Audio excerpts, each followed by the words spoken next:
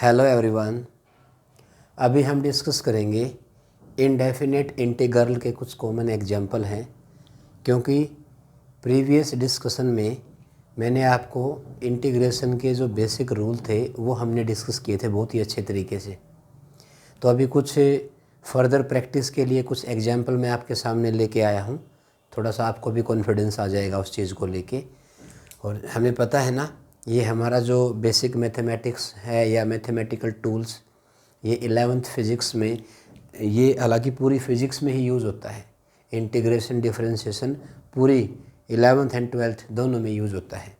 तो मैं चाहता हूँ कि आपको बिल्कुल जो न्यूमेरिकल हम पुट कर रहे हैं बड़े ही इम्पोर्टेंट वो रोल प्ले करते हैं।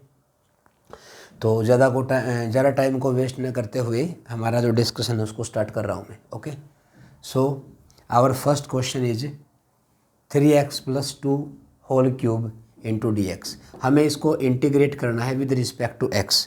तो क्या करूँ प्यारे बच्चों, मैंने आपको बताया था पहले पावर को सोल्व करते हैं, और पावर का इंटीग्रेशन में बहुत ही कॉमन रोल होता है। क्या सर? पावर जो भी है उसमें एक ऐड कर देते हैं और वही पावर हमारे डिनोमिनेटर में आ जाएगी। तो यहाँ पे क्या लिखूँ, 3x + 2 as it is, power क्या कर दूँगा मैं, 3 + 1 4, नीचे कितना आ जाएगा 3 + 1। अब उसके बाद फंक्शन को सोल्व करते हैं। अब बताओ, फंक्शन का नीचे डेरिवेटिव होता है बच्चों, फंक्शन का नीचे डेरिवेटिव होता है। तो d/dx कितना, 3x + 2। तो बताओ क्या हो गया ये। तो मैं इसमें लिखना चाहूँगा 3x + 2 as it is, power 4 हो जाएगी, डिवाइड में 4 इंटू, अब इसका डेरिवेटिव करो। देखो अब 2 तो कांस्टेंट है, तो derivative of constant is always 0। 3x में 3 कॉमन आ जाएगा और x का derivative with respect to x 1 हो जाएगा। तो यहाँ पे 3 बच जाएगा। तो मैं यहाँ पे 3 4 जा 12, तो मैं यहाँ पे 12 लिख दूँगा, प्लस में c आ जाएगा। c is the constant of integration, और we can say arbitrary constant. क्या मेरी बात क्लियर है? थोड़ा और आगे बढ़ते हैं। अब एक बात बताओ, dx/x का मैंने आपको बताया था ये स्टैंडर्ड फॉर्मेट होता है। तो 2 तो कांस्टेंट है, 2 को तो मैंने आगे निकाल लिया, और क्या है ये तो dx/x है। और इसका इंटीग्रेशन क्या होता है, इसका तो बड़ा ही कॉमन है, लॉगरिथम ऑफ x, और प्लस में कितना आ जाएगा c is the integration constant. अब इधर देखो, अब क्या था, dx/x का मैंने बताया कि लॉगरिथम होता है। अब ये पूरा फंक्शन आप इसको पूरे को 1 मान लो, तो dx/this, तो ये बन जाएगा लॉगरिथम ऑफ पूरा का पूरा फंक्शन आ जाएगा 5 + 2x, और नीचे क्या आएगा डिनोमिनेटर में। अब इस पूरे को सोल्व करोगे आप, तो d/dx क्या आ जाएगा प्यारे बच्चों, 5 + 2x। तो 5 का 0 हो जाएगा, 2 कॉमन आ जाएगा, x का 1 आ जाएगा। तो क्या लिखूँ, logarithm of 5 + 2x divide by कितना आ जाएगा प्यारे बच्चों, ये 2 आ जाएगा। इसमें अगर लिखना चाहूँ तो बताओ, आप सीधा भी अपनी स्क्रीन को पॉज करके आप इसको डायरेक्टली भी बता सकते हो। तो कितना आ जाएगा ये 1/5 आ जाएगा, लॉगरिथम ऑफ 3 - 5x + c।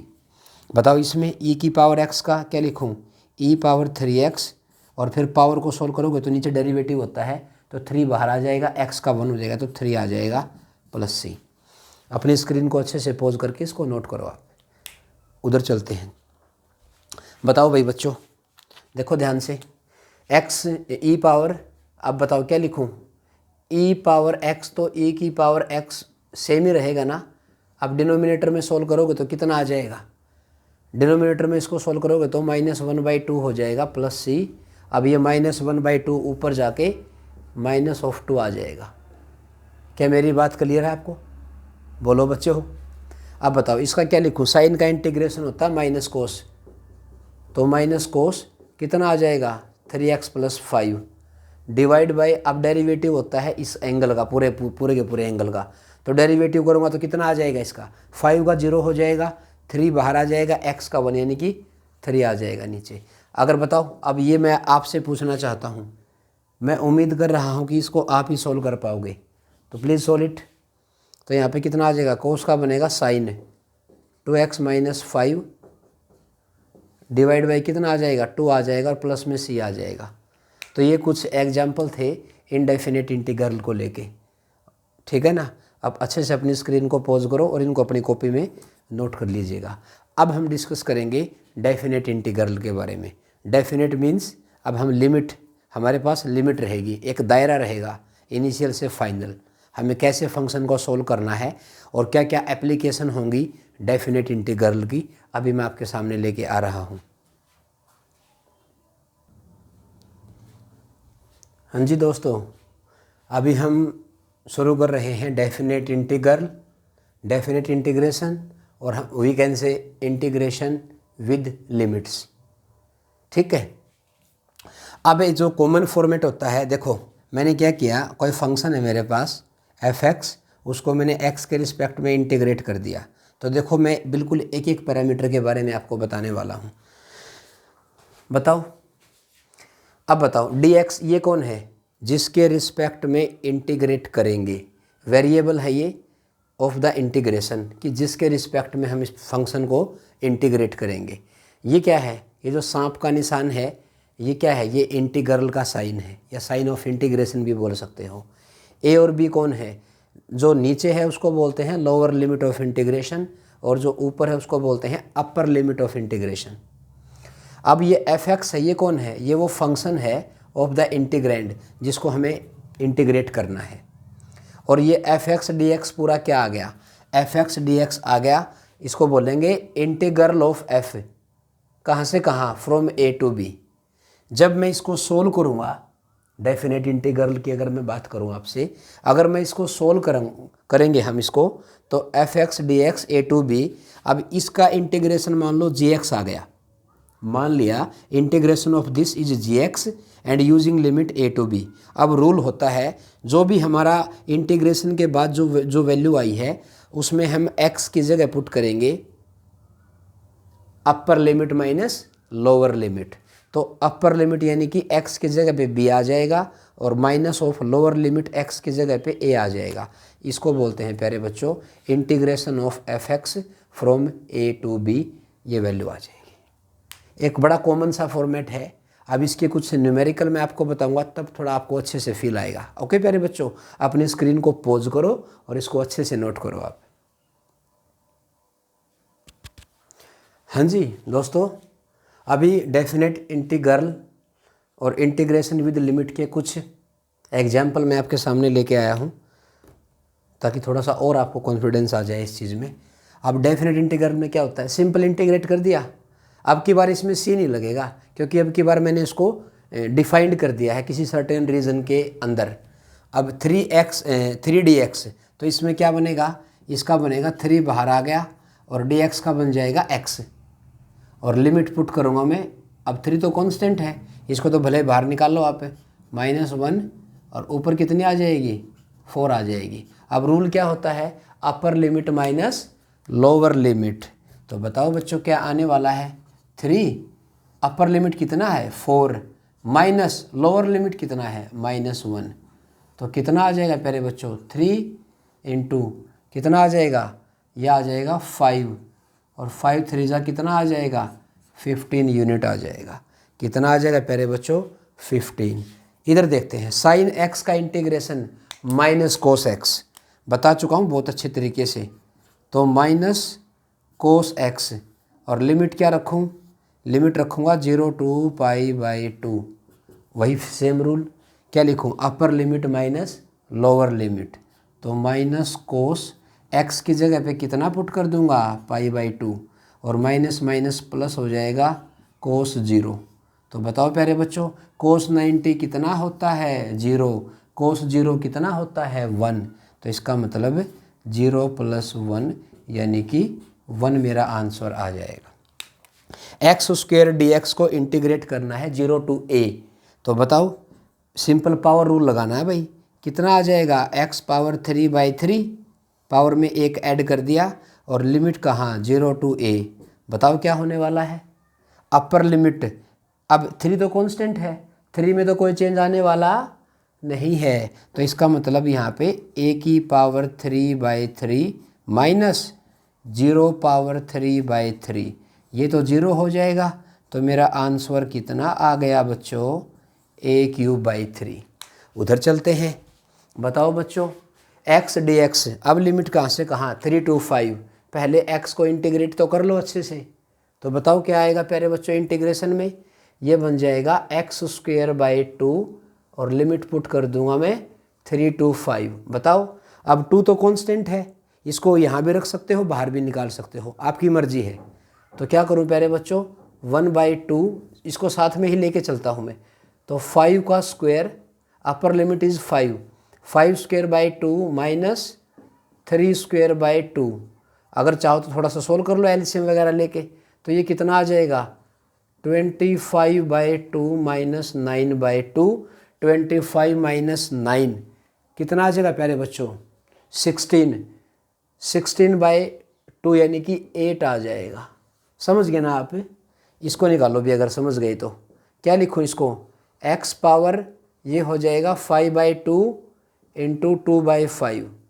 मैंने एक स्टेप कट कर दिया यहाँ पे, क्या आपको समझ में आया, वेरी गुड। अब ये तो कांस्टेंट है, और बताओ लिमिट क्या रखूँ प्यारे बच्चों, 0 to b। तो बताओ 2/5 इसको बाहर निकाल लिया, तो x यानी कि b की पावर 5/2 माइनस 0 आ जाएगा। तो मेरा आंसर आ गया 2/5 b पावर 5/2। ये थे भाई हमारे डेफिनेट इंटीग्रेशन के कुछ क्वेश्चंस। अभी मैं आपके सामने लेके आ रहा हूँ एप्लीकेशन ऑफ डेफिनेट इंटीग्रल।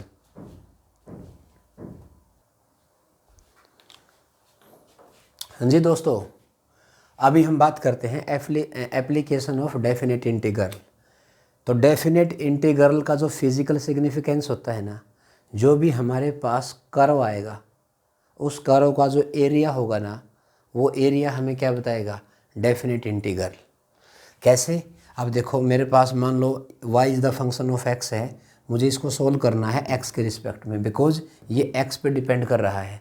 तो मान लो ये कोई कर्व आ गया मेरा, ठीक है, इसकी लिमिट है x की a to b। ये जो fx है ना, जो फंक्शन है मेरा, उसको मुझे सोल्व करना है फ्रॉम a to b। तो क्या करूँगा भाई मैं, तो मुझे इसका पूरे का एरिया निकालना है। तो अगर ये मान लो मेरे पास पूरा एरिया है, ये पूरा एरिया है, तो अगर ये वैल्यू वेरी कर रही है, अगर ये वैल्यू वेरी कर रही है तो मैं क्या करूँगा, पहले मैं एक स्मॉल इसके अंदर स्ट्रिप कट कर लूँगा प्यारे बच्चों। मैंने बताया था ना आपको, जब कभी भी वैल्यू आपको लगता है ना कि वैल्यू वेरी कर रही है, तो उसमें पहले आप तोड़ के जोड़ने में विश्वास रखो। मैंने बताया था ना, पहले पूरे एरिया को स्मॉल स्ट्रिप में डिवाइड कर लो, और किसी एक स्मॉल स्ट्रिप, मान लो ये मैंने कोई स्ट्रिप कट कर ली, और जिसकी वैल्यू कितनी मान लूँ मैं, इसकी विड्थ कितनी मान लूँ मैं, dx मान लूँ, इसकी विड्थ मैंने dx मान ली, ठीक है। ये स्मॉल स्ट्रिप की, अगर मैं इस स्मॉल स्ट्रिप का एरिया निकाल दूंगा तो वो तो इस छोटी सी वैल्यू डिफाइंड हो जाएगी। मुझे तो पूरे को बताना है, तो मैं सिंपली क्या कर दूंगा, मैं इस स्मॉल का एरिया निकाल के इसको मैं limit a to b integrate कर दूंगा प्यारे बच्चों। तो मेरा कहने का, इसका अगर एरिया जो होगा, एरिया ऑफ द कर्व, तो क्या लिखूँ मैं, सबसे पहले तो मैं स्मॉल वैल्यू की बात करता हूँ, मान लो dA। छोटे एरिया की अगर बात करूँ तो क्या लिखूँ यहाँ पे, मैं लिखूँगा fx इंटू dx। क्या मैं ऐसे लिख सकता हूँ इसको, अरे बोलो प्यारे बच्चों। तो मुझे तो इसको पूरे को बताना है, क्योंकि जो फिजिकल सिग्निफिकेंस होता है वो होता है एरिया ऑफ द कर्व। अब ये एरिया क्या है, स्मॉल है कि लार्ज है, लेकिन मुझे तो पूरे के लिए बताना है। अगर मैं पूरे के लिए बताऊंगा तो मुझे इसको क्या करना पड़ेगा, integrate, and using the proper limit from a to b। तो ये मेरा एरिया a इक्वल टू आ जाएगा, जो भी मेरा fx dx है, कहाँ से कहाँ, a to b।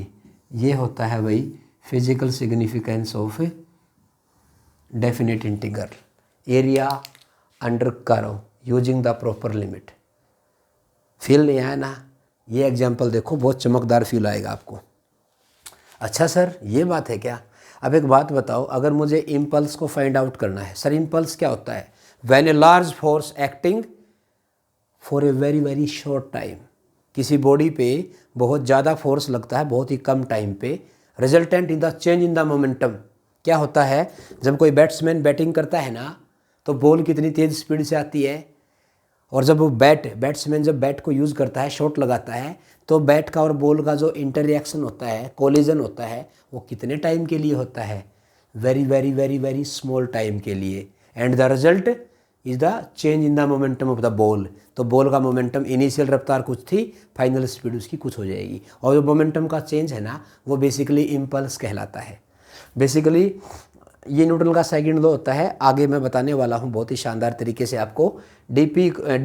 Small force equal to dp/dt। तो ये मोमेंटम का चेंज बेसिकली इम्पल्स को रिप्रेजेंट करता है, dt यहाँ आ जाएगी।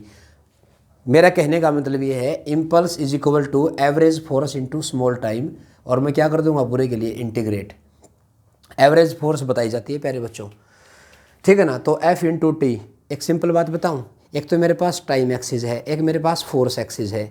अगर मैं उस फोर्स और टाइम एक्सिस का एरिया निकाल दूंगा ना, लेंथ इंटू ब्रेथ टाइप, तो वो एरिया मेरा किसको बताएगा, वो मेरे इम्पल्स को बता देगा। तो एक क्वेश्चन देखो, F इक्वल टू दे दिया, F है डायरेक्टली प्रोपोर्शनल टू टी दे रखा है, इसको सोल्व किया तो k is the constant of proportionality, find impulse at 3 second. एक बात बताओ, फोर्स और टाइम क्या है, डायरेक्टली प्रोपोर्शनल, तो ग्राफ का स्लोप कैसा आएगा, स्ट्रेट लाइन। यानी कि ये है, ध्यान से सुनो मेरी बात को, ये इधर टाइम है, ये इधर फोर्स है, तो ग्राफ मेरा कुछ ऐसे आने वाला है।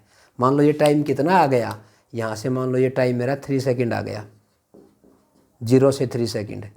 तो मुझे इस पूरे का क्या निकालना है, क्या निकालना है इस पूरे का एरिया निकाल दो भाई। वो एरिया किसके इक्वल आएगा, अभी मैंने बताया आपको, जो भी इम्पल्स होगा 0 to 3 सेकंड, वो एरिया अंडर FT कर्व आ जाएगा। एरिया अंडर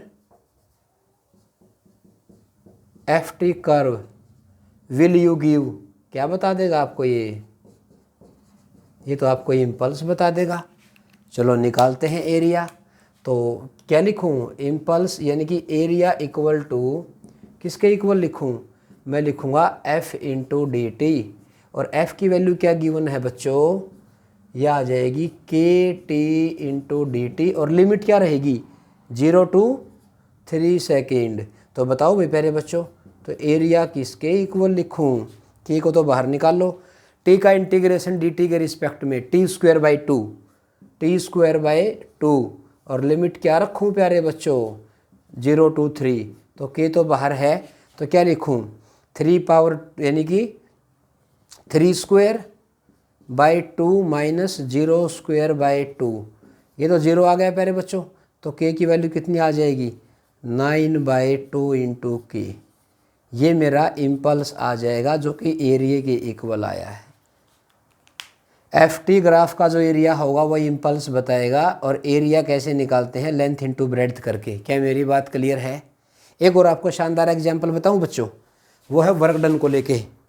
किसको लेके, वर्क डन को लेके है, वर्क डन को लेके है, बड़ा ही शानदार एग्जाम्पल है।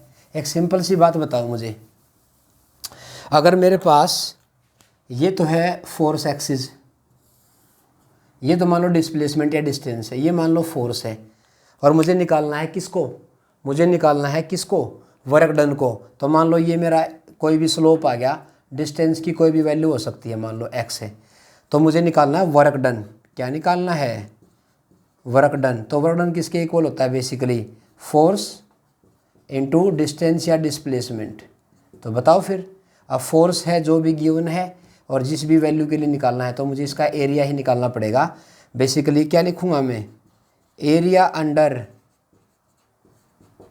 FX curve, area under FX curve is equal to work done.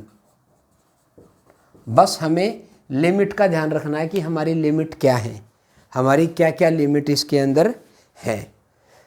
तो ये था हमारा एप्लीकेशन ऑफ डेफिनेट इंटीग्रल। मैंने जो भी आपको बताया, कि आपको समझ में आया बच्चों। अपनी स्क्रीन को पॉज करो, अच्छे से लिखो, और ठीक है ना। और इस चैनल को आपको पता है क्या बोलने वाला हूँ मैं, ज़्यादा से ज़्यादा लाइक शेयर और सब्सक्राइब कर दें, ठीक है ना, और बेल आइकन को प्रेस कर दें। लाइक ज़रूर कर दिया करो प्यारे बच्चों, like and subscribe my channel, ठीक है। तो उम्मीद करता हूँ कि आज का लेक्चर काफ़ी शांत था हमारे लिए, और बहुत ही अच्छा मैंने आपको बताने की कोशिश की। बाकी आप पे डिपेंड करता है, ठीक है ना। पेन कॉपी लेके बैठो, नोट करो, और क्या बोलूँ दोस्तों, ठीक है। Bye bye, thank you. Take care.